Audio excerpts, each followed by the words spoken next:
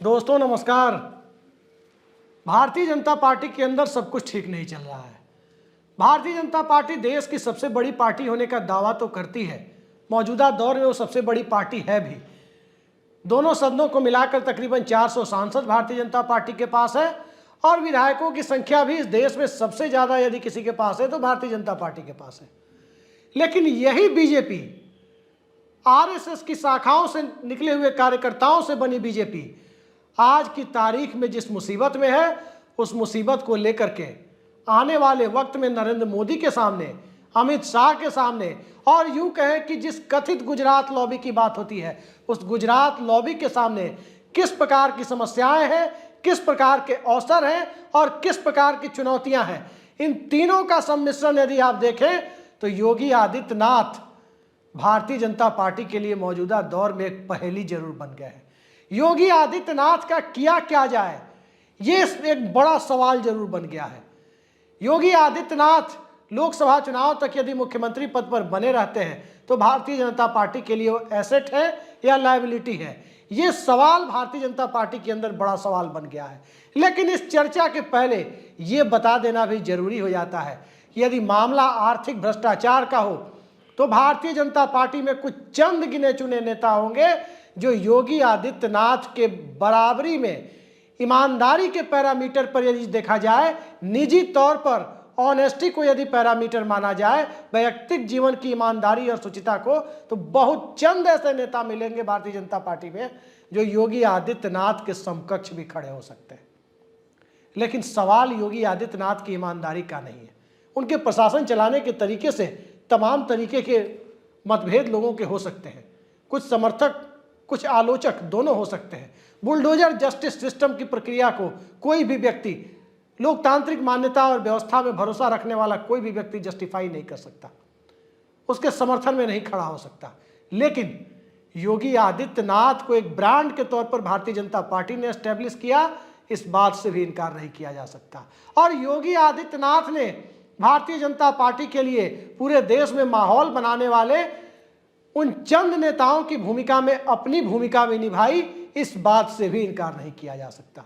लेकिन आज कौन सी परिस्थितियां उत्पन्न हो गई जिसमें योगी आदित्यनाथ को लेकर भारतीय जनता पार्टी में उनकी भूमिका क्या हो, उत्तर प्रदेश के मुख्यमंत्री पद पर उनकी भूमिका कब तक के लिए हो, इसको लेकर विमर्श का दौर चल रहा है।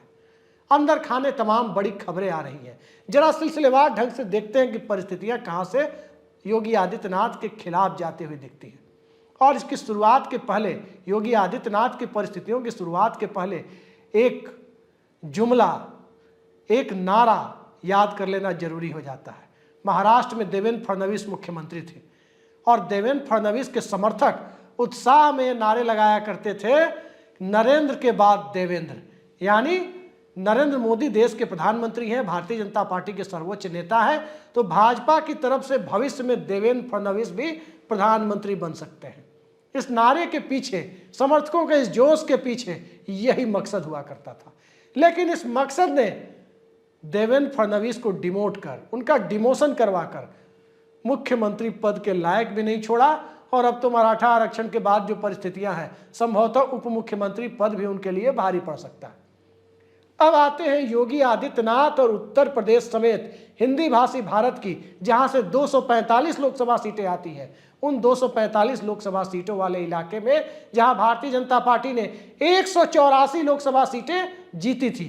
245 सीटें हिंदी भाषी भारत में, उसमें से 184 यानी 184 सीटें अकेले बीजेपी के पास। सहयोगी दलों के साथ यह आंकड़ा 200 से ऊपर चला जाता है।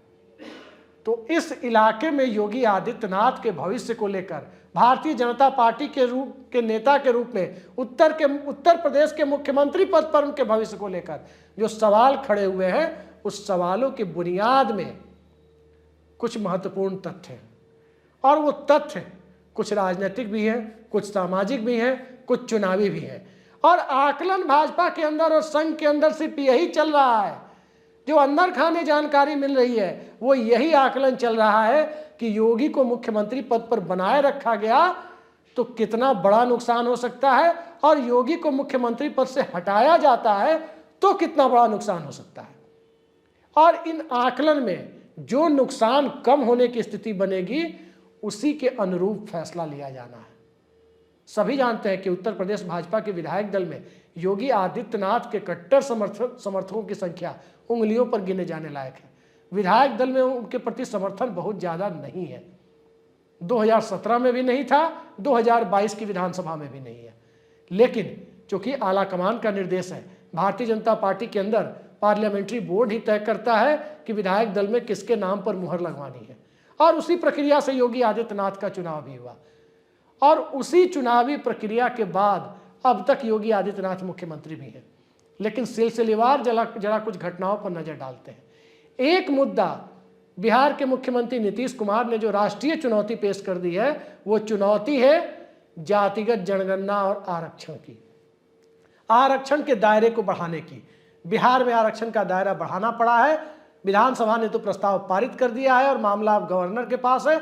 और जब विधानसभा में प्रस्ताव रखा जा रहा था आरक्षण बढ़ाने का प्रस्ताव, तो भारतीय जनता पार्टी ने मजबूरीवश सही वहां पर समर्थन करने का ऐलान किया। अब उत्तर प्रदेश में क्या परिस्थितियां हैं या दूसरे हिंदी भाषी राज्यों में क्या परिस्थितियां हैं, और उन परिस्थितियों के मद्देनजर योगी आदित्यनाथ का महत्व कितना है, इस भूमिका के पहले ये जान लेना जरूरी हो जाता है कि 10 भाजपाई मुख्यमंत्रियों में आज की तारीख में एकमात्र ओबीसी मुख्यमंत्री कोई दिखते हैं तो उनका नाम शिवराज सिंह चौहान है। शिवराज सिंह चौहान की सत्ता से यदि विदाई होती है, 3 दिसंबर के चुनावी नतीजे अगर भारतीय जनता पार्टी के पक्ष में नहीं रहते हैं, तो फिर उसके बाद ओबीसी मुख्यमंत्री विहीन भारतीय जनता पार्टी लोकसभा चुनाव में विपक्ष के द्वारा बिछाए गए जाल, जिसकी जितनी संख्या भारी उसकी उतनी हिस्सेदारी, इस मुद्दे का सामना करने की स्थिति में खुद को पाती हुई नहीं दिखाई दे रही है। उसे एक सर्जरी की जरूरत है, एक ऐसी सर्जरी की, पार्टी के अंदर एक ऐसी पॉलिटिकल सर्जरी की जरूरत है जिस सर्जरी में 3 दिसंबर के बाद ओबीसी नेता को भी फिट किया जा सके, जाति जनगणना के मुद्दे के प्रभाव को भी कम किया जा सके, नरेंद्र मोदी के चेहरे को भी चमकदार बनाए रखा जा सके, और इन सब के बीच इंडिया गठबंधन से मिल रही चुनौतियों उसका भी सामना किया जा सके। और नई दिल्ली में जो योगी आदित्यनाथ की कथित राष्ट्रीय महत्वाकांक्षा की चर्चा होती है, उस राष्ट्रीय महत्वाकांक्षा से भी छुटकारा पाने की कवायद की जा सके। पर सवाल यही है कि क्या योगी आदित्यनाथ मानेंगे? 1 महीने की गतिविधियों को जरा देखते हैं, उत्तर प्रदेश के अंदर और उत्तर प्रदेश के बाहर भी। उत्तर प्रदेश में आज तीसरी ऐसी कैबिनेट बैठक हो रही है जिस कैबिनेट बैठक में केशव प्रसाद मौर्य जो उप मुख्यमंत्री हैं, 2017 में भाजपा की प्रचंड जीत के समय प्रदेश अध्यक्ष थे, अघोषित रूप से मुख्यमंत्री का चेहरा माने जा रहे थे, वो इन तीनों कैबिनेट बैठकों में अनुपस्थित रहे। आज की कैबिनेट बैठक की डिटेल अभी आएगी। आज वो मध्य प्रदेश में सभा करने की खबरें भी आ रही है। आज की बैठक में उनकी उपस्थिति बताया जा रहा है कि नहीं रही है। अब रही है या नहीं रही है कहा नहीं जा सकता। इसके ठीक पहले की 2 बैठकों में, अयोध्या वाली बैठक में भी और उसके पहले वाली बैठक में भी उनकी उपस्थिति एक बैठक में नहीं रही थी। तो सवाल उठता है कि उप मुख्यमंत्री क्यों नहीं जा रहे हैं। अयोध्या में दीपोत्सव का कार्यक्रम हुआ, हेलीकॉप्टर से जाने की बातें हुई, केशव प्रसाद मौर्य पेट दर्द की बात कहकर नहीं गए। अब हम में से सभी स्कूल गए हैं, हमारे दर्शकों में भी अधिकांश लोग ऐसे हैं, तकरीबन सभी, जो कभी न कभी स्कूल गए हैं। कोई छोटा बच्चा जब स्कूल ना जाने का बहाना करता है तो कौन सा बहाना करता है कि पेट दर्द कर रहा है। पेट दर्द का बहाना एक बड़ा बहाना माना जाता है। तो मौजूदा दौर में वाकई योगी आदित्यनाथ की कैबिनेट के उप मुख्यमंत्री केशव मौर्य का पेट दर्द कर रहा था, जिस वजह से वो अयोध्या नहीं गए, या जैसा कुछ लोग दावा कर रहे हैं, कुछ पत्रकार और अंदरूनी खबरें रखने वाले लोग दावा कर रहे हैं कि किसी खास अधिकारी को हेलीकॉप्टर में देखकर कि हेलीकॉप्टर में वो केशव मौर्य के साथ जा सकते हैं, इस वजह से केशव प्रसाद मौर्य ने जाने में आनाकानी की। पहले भी खबरें आती रही है कि मुख्यमंत्री और उप मुख्यमंत्री के बीच संबंध बहुत मधुर नहीं है। अगली बात, अगली कड़ी, भारतीय जनता पार्टी और संघ के बीच भी विचार विमर्श का दौर जारी है कि 3 दिसंबर को यदि मध्य प्रदेश की सत्ता नहीं मिली या इन चुनावी राज्यों में से कहीं की भी सत्ता नहीं मिली, तो आखिर ओबीसी को कैसे संतुष्ट किया जाएगा, कैसे बताया जाएगा कि ओबीसी वर्ग की हितैषी भारतीय जनता पार्टी है। विपक्ष ने एक अभियान सा छेड़ रखा है, कि नरेंद्र मोदी ओरिजिनल ओबीसी नहीं है। विपक्ष का दावा है और उस दावे में दम भी है कि जो मंडल कमीशन की जो ओरिजिनल लिस्ट थी ओबीसी वाली, उसमें नरेंद्र मोदी की जाति उस लिस्ट का हिस्सा नहीं थी।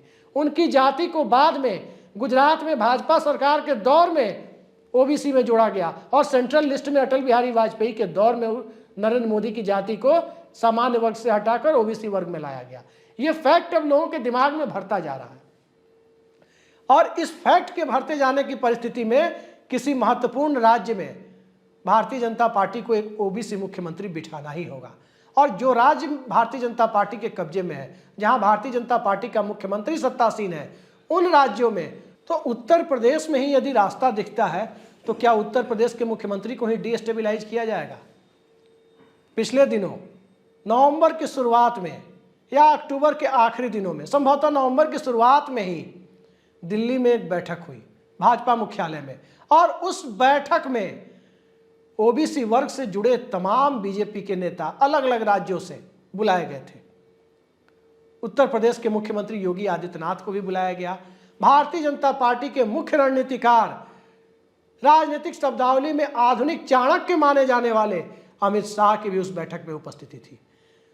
जाति जनगणना से उभरी परिस्थितियों, आर्थिक गणना, आरक्षण बढ़ाने जैसे मांग और इन सब को लेकर भारतीय जनता पार्टी इसको काउंटर कैसे करे, इसके विरोध में अपने हिंदुत्व को एक बार फिर से चुनावी हिंदुत्व को एस्टेब्लिश करने की दिशा में लोगों के बीच कैसे जाए, बहुत बड़ा विमर्श हुआ।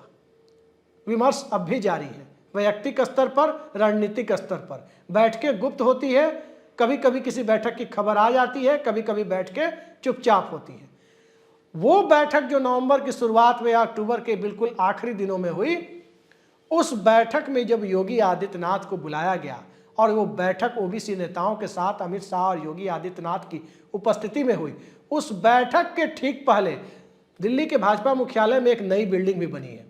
उस नई बिल्डिंग में तकरीबन घंटे भर योगी आदित्यनाथ और अमित शाह के बीच अलग से चर्चा हुई, ऐसी खबरें भी आ रही है।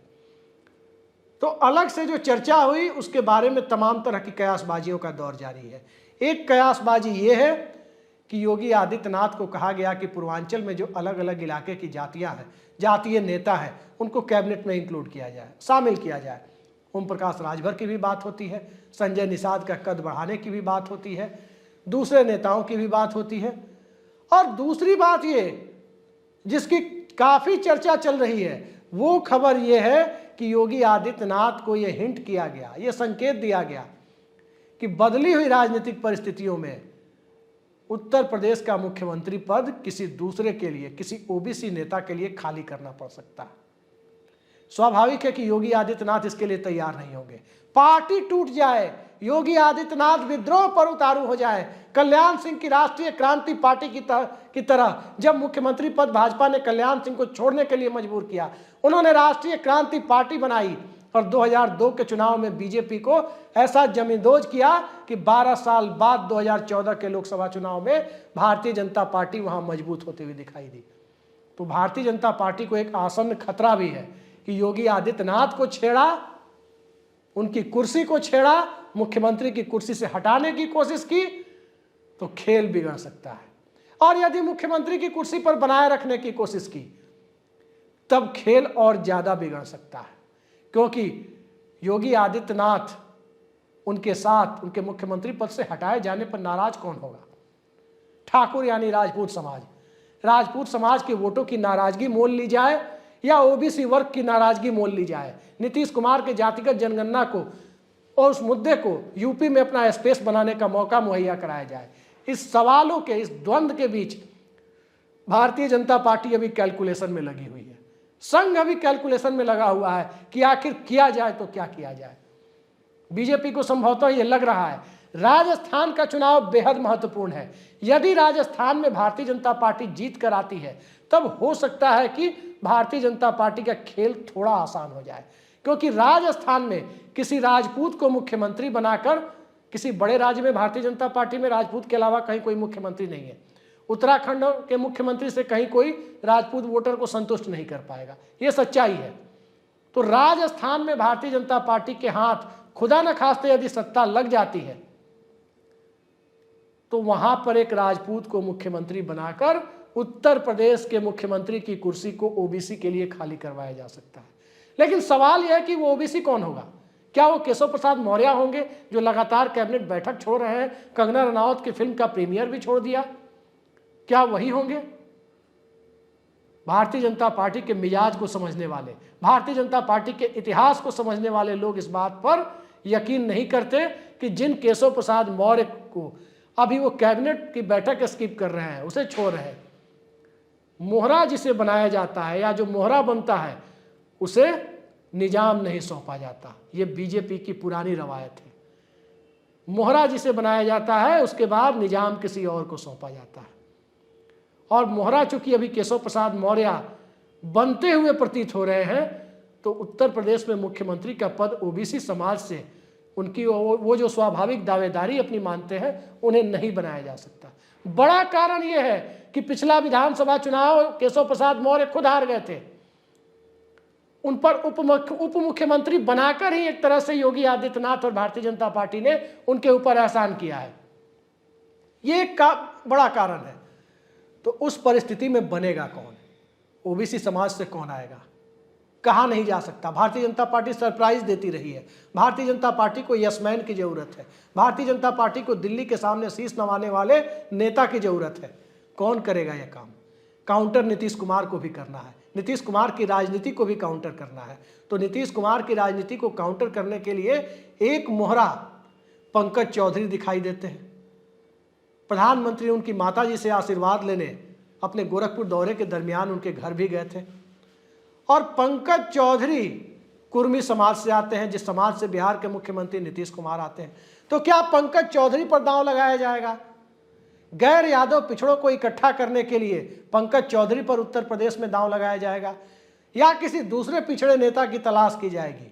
ये सवाल अभी आज की तारीख में जितना महत्वपूर्ण है, उससे ज्यादा महत्वपूर्ण सवाल यही है कि अगर योगी आदित्यनाथ मुख्यमंत्री की कुर्सी से हटाए गए या उन्हें हटाए जाने की कोई भी कोशिश हुई, तो दिल्ली भाजपा में गुजरात लॉबी नहीं बचेगी।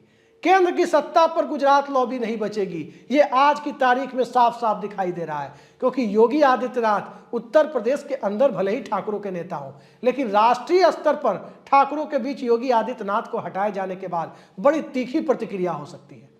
और उस तीखी प्रतिक्रिया को झेलने के लिए बीजेपी कितनी तैयार है, ये देखा जाना होगा। राजस्थान में चुनाव अगर जीत के आएगी बीजेपी, एक ठाकुर को मुख्यमंत्री भले ही वहां बना दे, राज्यवर्धन सिंह राठौर को बना दे, गजेंद्र सिंह शेखावत को बना दे, जिसे बना दे, पहली शर्त तो ये कि वहां जीत के आए। दूसरी शर्त कि वहां जिसे मुख्यमंत्री बनाया जाएगा, क्या उसका कद 6-7 साल के मुख्यमंत्री योगी आदित्यनाथ के बरक्स हो जाएगा? क्या योगी आदित्यनाथ जैसा एक ग्लैमर कोई दूसरा ठाकुर मुख्यमंत्री पैदा कर पाएगा किसी दूसरे राज्य का? यह सवाल बड़ा है। और योगी आदित्यनाथ के बढ़ते हुए कद को घटाने की कवायद में और ओबीसी वर्ग का जो मुख्यमंत्री बनाया जाएगा, वो जातिगत जनगणना के मुद्दे से लोगों का ध्यान हटा पाएगा, या सिर्फ वो अपनी जाति के वोट को ही साथ बीजेपी के साथ जोड़ पाएगा? ये सवाल भी महत्वपूर्ण है, क्योंकि जब मुद्दा बड़ा होता है तो व्यक्ति बड़ा नहीं होता।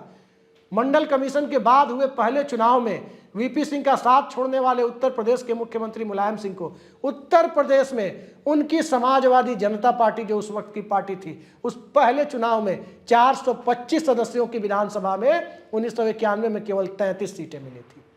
केवल 33 सीटें। तो कई बार ऐसा होता है कि मुद्दा बड़ा होता है तो किसी ओबीसी वर्ग का प्रतीक सामने रख देने से ओबीसी का वोट आ जाएगा, इस बात की गारंटी नहीं ली जा सकती। भारतीय जनता पार्टी भी इस बात को बखूबी समझती है। लेकिन जिस समुदाय के व्यक्ति को हटाया जाता है, वो समुदाय यदि रिएक्शनरी हो जाता है, वो समुदाय प्रतिक्रियावादी हो जाता है, तो फिर चुनाव में बड़ा नुकसान झेलना पड़ता है। कल्याण सिंह को हटाने की कीमत बीजेपी चुका चुकी है काफी हद तक। एक दौर में वीपी सिंह को राजीव गांधी ने अपनी कैबिनेट से हटने पर मजबूर किया, उसकी भारी कीमत राजीव गांधी ने चुकाई थी। और अलग अलग दौर में अलग अलग समुदाय के नेता को दरकिनार करने की कीमत अलग अलग नेता चुकाते भी रहे। उपेंद्र कुशवाहा को दरकिनार करने की कीमत नीतीश कुमार ने भी चुकाई है। तमाम नेताओं ने इस तरह की कीमत चुकाई है। भारतीय जनता पार्टी कीमत चुकाने और कीमत बढ़ाने और नए नेता को पुराने नेता के बरक्स खड़ा करने और उसके साथ साथ जिस मुद्दे से डर रही भारतीय जनता पार्टी, जातिगत जनगणना और आर्थिक गणना और गरीबी के आंकड़े, आरक्षण बढ़ाने का मुद्दा, इस मुद्दे से डर रही भारतीय जनता पार्टी क्या जिस नेता को बनाएगी वो नेता ओबीसी वर्ग के इन मुद्दों को खत्म कर देगा? निश्चित तौर पर वो खत्म नहीं करेगा, लेकिन पार्टियां हैं, राजनीतिक पार्टियां, वो अपनी तरफ से अपनी कवायद करती हैं, आगे भी करती रहेंगी। और इसी कवायद के बीच योगी आदित्यनाथ को लेकर जो अंदर खाने चर्चा चल रही है, उस चर्चा का भी भविष्य वर्तमान दोनों निर्भर करता है। लेकिन फिलहाल हमें 5 राज्यों के चुनावी नतीजे का इंतजार करना चाहिए और उसके बाद चूंकि लोकसभा चुनाव में बेहद कम वक्त बचेगा, तकरीबन 4 साढ़े 4 महीने का वक्त, उस 4 साढ़े 4 महीने के लिए यदि बदलाव भी करना होगा तो 3 दिसंबर के बाद हफ्ते भर के अंदर होगा, और नहीं करना होगा तब भी भारतीय जनता पार्टी बदलाव नहीं करने का निर्णय हफ्ते भर के अंदर लेगी। जो कुछ भी होगा 10-12 दिसंबर तक हो ही जाएगा, तो देखते हैं आने वाले वक्त में क्या होता है। इतना जरूर है, एक बात मैं फिर दोहरा रहा हूं कि योगी आदित्यनाथ की कुर्सी को, उनकी सत्ता को यदि छेड़ा गया तो भारतीय जनता पार्टी को, गुजरात लॉबी को बड़े गंभीर परिणाम राजनीतिक तौर पर भुगतने पड़ सकते हैं। तो देखते हैं गंभीर परिणामों की चिंता किसे है और गंभीर परिणामों को लेकर विमर्श का जो दौर चल रहा है वो दौर कितना गंभीर है। नमस्कार।